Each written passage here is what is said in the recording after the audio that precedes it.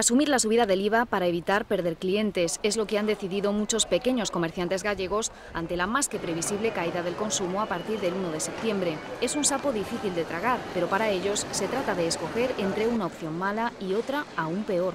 Yo prefiero ganar un poco menos, pero seguir haciendo un servicio y vendiendo, a dejar de ganar o perder a la clientela. O suben los precios o le bajan el sueldo del personal.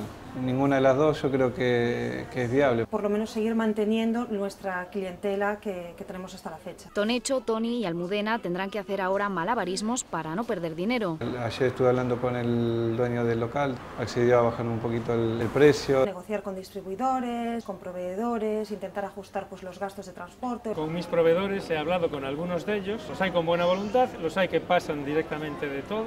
Desde la Federación Gallega de Comercio advierten, sin embargo, de que no podrán hacerse cargo del impuesto de forma indefinida.